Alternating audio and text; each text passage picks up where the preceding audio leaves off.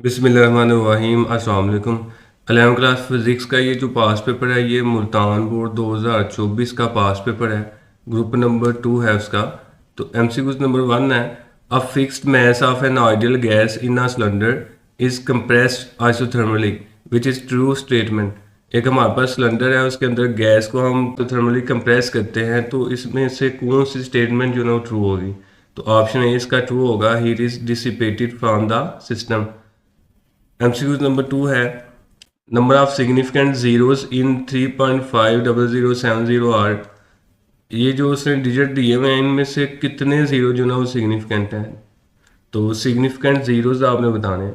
अब ये वाले दो जीरो दो सिग्निफिकेंट फिगर के दरम्यान में आ रहे हैं, ये तो सिग्निफिकेंट है। और ये जो लास्ट वाला जीरो है ये पॉइंट के बाद यानी कि डेसिमल के बाद आ रहा है, तो ये भी सिग्निफिकेंट होगा। इसलिए इसमें तीन जीरो जो ना वो सिग्निफिकेंट होंगे। तो ऑप्शन सी इसका करेक्ट ऑप्शन होगा।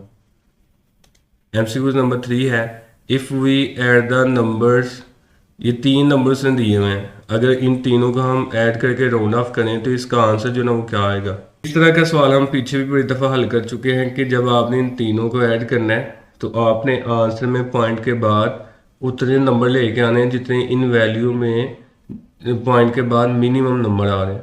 तो इन वैल्यूज़ में ये जो वैल्यू 4.10, इसमें पॉइंट के बाद सबसे कम नंबर आ रहे हैं वो दो आ रहे हैं। तो आपने आंसर में भी पॉइंट के बाद दो नंबर ही लेके आने हैं। तो इनमें से जो आंसर है वो ये वाला करेक्ट होगा, क्योंकि बस इसमें ही पॉइंट के बाद दो नंबर आ रहे हैं, बाकी सब में जो है ना वो किसी में एक है किसी में तीन है। तो इसलिए ये वाला जो हमारा आंसर है ये करेक्ट होगा। एमसीक्यूज नंबर 4 है। If vector A makes an angle theta with Y axis then its Y component will be. अगर एक वेक्टर ए है और वो वाई एक्सिस के साथ एंगल बना रहा है तो इसका वाई कंपोनेंट क्या होगा। तो इसका वाई कंपोनेंट जो है ना वो ए cos थीटा के इक्वल होगा। अगर वो एक्स एक्सिस के साथ एंगल बनाता है तो फिर वो साइन थीटा के इक्वल होता है। तो ऑप्शन बी इसका करेक्ट ऑप्शन होगा। एमसीक्यूज नंबर 5 है। The magnitude of A equal cos theta I plus sine theta J is. तो मैग्नीट्यूड आपने फाइंड करनी है। मैग्नीट्यूड का फार्मूला होता है कि एक्स वाली का यानी कि जो आई के साथ है उसका स्क्वायर प्लस वाई वाली यानी कि जो जे के साथ है उसका स्क्वायर ऊपर स्क्वायर रूट। तो मैग्नीट्यूड इसकी आएगी cos square theta plus sine square theta और ऊपर स्क्वायर रूट आ जाएगा। तो cos square theta plus sine square theta 1 के इक्वल होता है, 1 का स्क्वायर रूट 1 आएगा। तो ऑप्शन सी जो है ना वो इसका करेक्ट ऑप्शन होगा। MCQs नंबर 6 है। A body moves in a circle of radius R the displacement covered in one rotation is. एक बॉडी जो ना वो सर्कल में जो ना रोटेट करती है, एक रोटेशन यानी कि एक चक्कर मुकम्मल करने के बाद उसका जो डिस्प्लेसमेंट है वो कितना होगा। इसका डिस्प्लेसमेंट जो ना वो जीरो होगा। इसकी रीज़न ये है कि इसका स्टार्टिंग पॉइंट और स्टॉपिंग पॉइंट यानी कि इनिशियल पॉइंट और एंडिंग पॉइंट जो ना वो दोनों का सेम है। तो इसलिए इसका जो डिस्प्लेसमेंट है वो जीरो होगा। तो ऑप्शन डी इसका करेक्ट ऑप्शन होगा। MCQ नंबर 7 है। A stone is dropped from the top of a tower. It takes 2 second to reach the ground. The height of the tower is. तो इसमें कहता है कि एक स्टोन को जो है ना वो कुछ हाइट से वो फेंकता है, उसको 2 सेकंड लगते हैं ज़मीन पे आते हुए। आपने बताना है वो हाइट कितनी होगी। तो हाइट कैलकुलेट कर लेते हैं। इसके लिए हम फार्मूला लगाएंगे S equal VIT plus half AT का स्क्वायर। एस जो है ना वो हाइट है, VI यहाँ पे ज़ीरो होगा इनिशियल वेलोसिटी, तो ये सारा ज़ीरो बन जाएगा प्लस हाफ ऐसे ही ए की जगह जी आ जाएगा। तो जी की वैल्यू 9.8 और टी की जगह 2 ऊपर स्क्वायर आएगा। तो ये सारा कैलकुलेट करके इसका आंसर आएगा 19.6। तो ऑप्शन ए जो ना इसका करेक्ट ऑप्शन होगा। MCQs नंबर 8 है। Two masses M and 4M are moving with same kinetic energy. पहले इतने को हम सॉल्व कर लेते हैं। हम कहते हैं दो मैसेज हैं और उन दोनों का जो मैस है एक का M है और दूसरे का 4M है, दोनों सेम काइनेटिक एनर्जी के साथ मूव कर रहे हैं। तो इसका मतलब ये होगा कि जो काइनेटिक एनर्जी है पहले मैस की वो इक्वल होगी काइनेटिक एनर्जी दूसरे मैस के। तो काइनेटिक एनर्जी का फार्मूला हाफ mv1 का स्क्वायर, ये पहले मैस के लिए आ गया। और दूसरे के लिए हाफ m की जगह अब आ जाएगा 4m, चूंकि उसका मैस 4m है, और v2 का स्क्वायर। अब ये हाफ हाफ के साथ कैंसिल हो जाएगा, m के साथ कैंसिल हो जाएगा, तो बाकी बच गया v1 का स्क्वायर।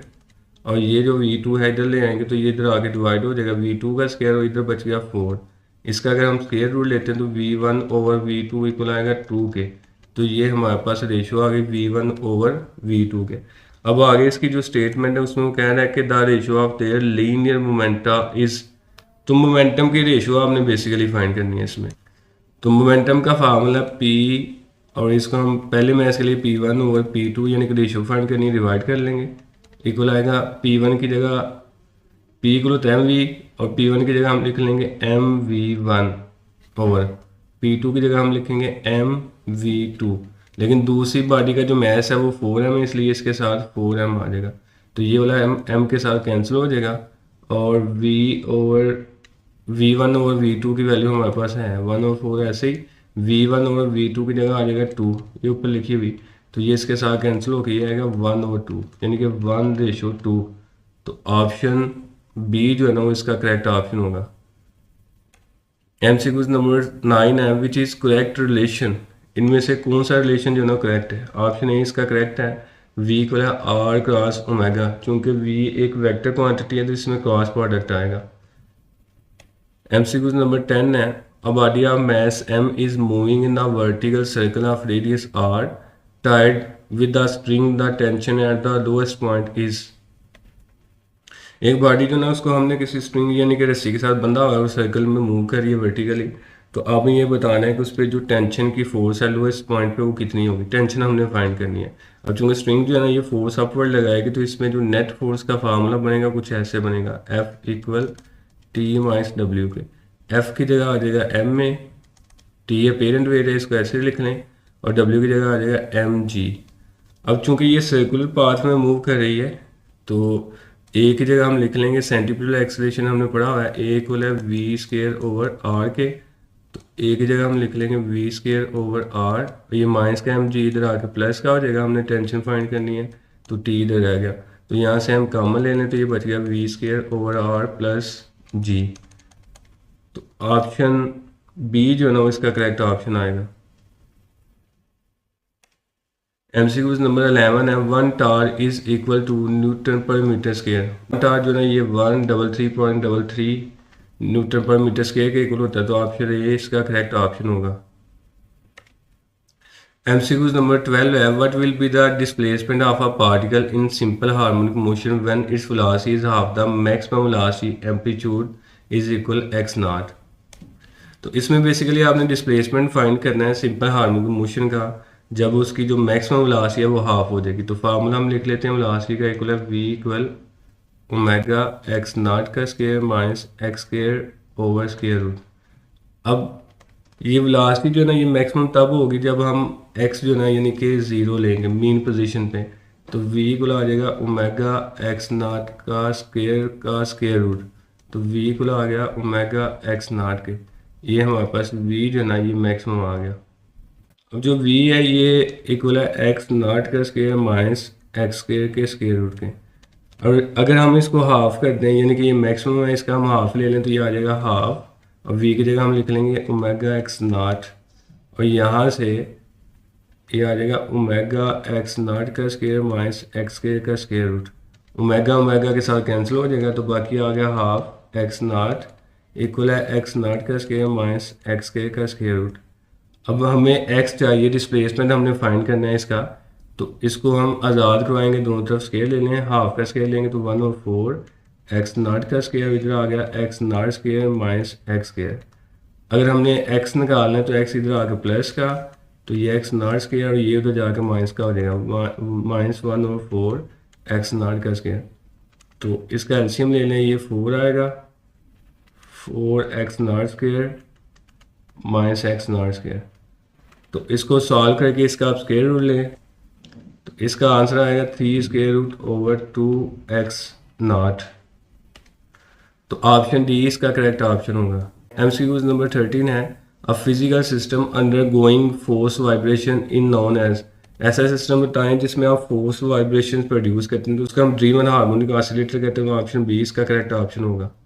MCQ number 14 है, the frequency of sound emitted from a source in water is 600 Hz. If speed of sound in water and air is 1500 meter per second and 300 meter per second respectively, then frequency of sound heard above the water surface is।